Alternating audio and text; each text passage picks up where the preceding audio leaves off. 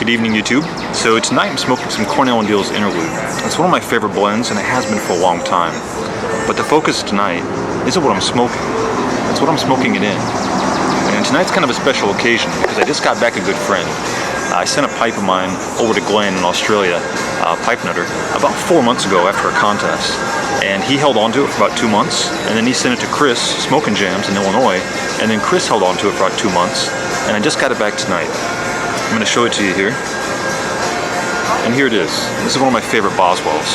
Now I realized this was a big pipe when I sent it away, but I almost forgot how big it was until I got it back. But I love this pipe. Is it too big? Well, not for me.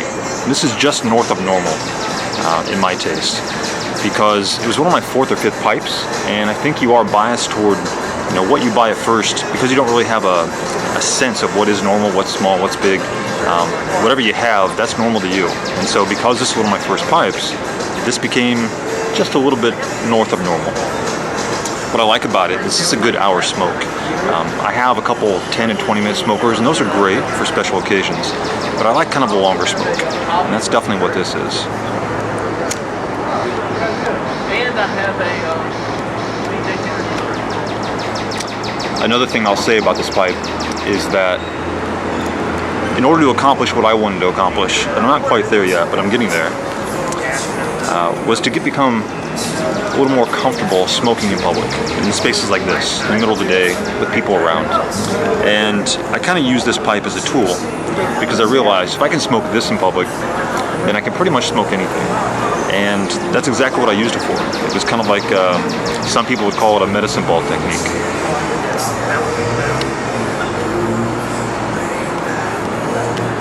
Anyway, I thought what better way to celebrate getting it back than to take it to a new venue, light it up, smoke it for the first time in about 4 months with one of my favorite blends. And I also wanted to ask Glenn what he thought of the pipe when he had it. And he said he smoked a lot of 5100 Red Cake in it. It's one of his favorite blends. And it also smoked Aurora very well.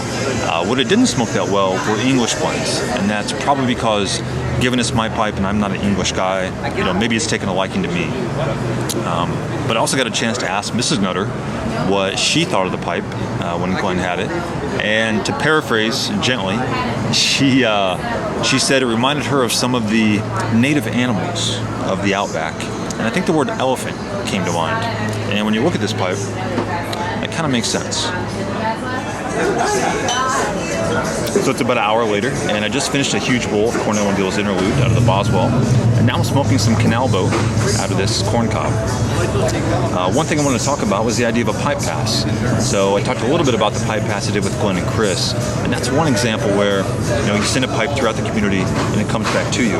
But there's a lot of other different types of pipe passes as well, and the other one I've got a lot of enjoyment out of is actually kind of a pipe trade. You send a friend a pipe, they send you one of theirs. And the great thing about that is it gives you the ability to test drive a pipe or a brand that you're interested in, but you're a little bit nervous about making a huge investment in. And this especially applies to higher end pipes. So I did this with a few friends, most particularly Damon. And he sent me a Fern Down and a Ronaldo. I got a chance to test drive those, and I sent him an Ardor and one of my Boswells. And the great thing about that is I was always interested in the Fern Down and Ronaldo, but I was a little nervous about making that investment. And it was just great to be able to test drive that and form my own opinions about it. But equally important, if not more important, was to hear his kind of impressions of what I should be looking for and kind of the history of the pipe. Things I would never have the patience to do on my own, because we all have limited time. So this idea of kind of a pipe trade or a pipe pass, if you will, it's a really great idea. It generates dialogue within the community. It's basically just a different take on a tobacco trade, but it's just been a great experience for me so far. It's something I want to continue doing in the future, and it's something I would advise anyone to do, to be honest. So when Glenn sent me my pipe back, he also made me this tamper and sent it along with the pipe. And I wanted to show it off a little bit. And you guys all heard that Glenn is very skilled when it comes to woodworking, and you can really see that here. I think the coolest thing about this tamper is this, what appears to be this naturally occurring arrowhead shape, which is just crazy. Then the cap here is made of a different type of wood. Pulls apart, fits snugly. Just a beautiful piece of work. Thank you, Glenn. This is something I'm gonna have forever, so I really appreciate it. I also wanted to show off Jason McNary's tamper. I didn't get a chance to do that in the way I wanted to last time. So here again is that one. I love this tamper as well. I could stare at this for hours. And what I didn't show last time is it is also unscrewable. It's a nice little piece, very tactile. Need to clean it up a little bit, but just a great piece of work.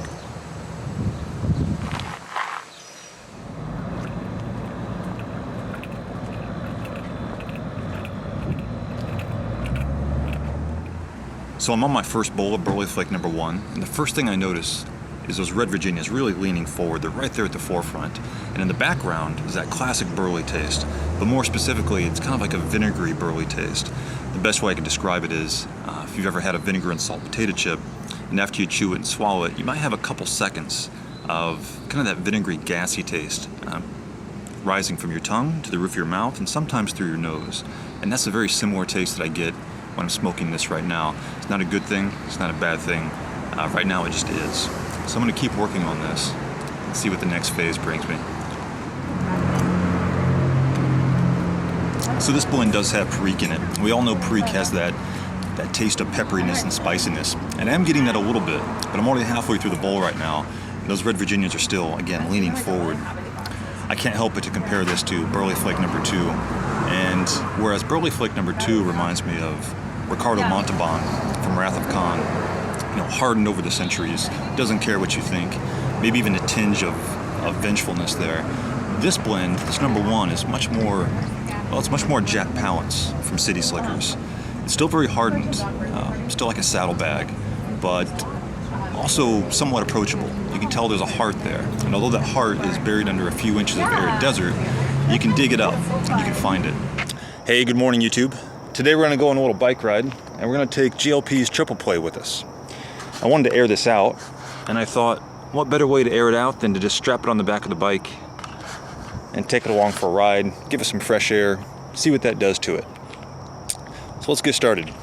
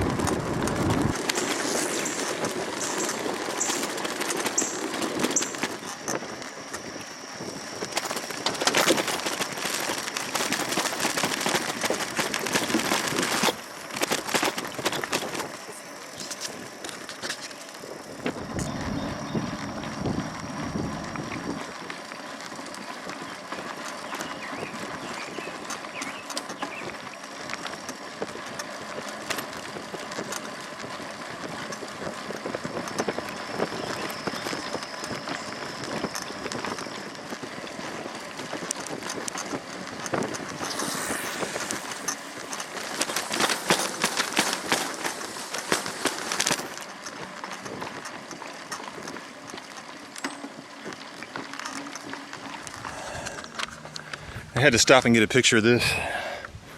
This is awesome.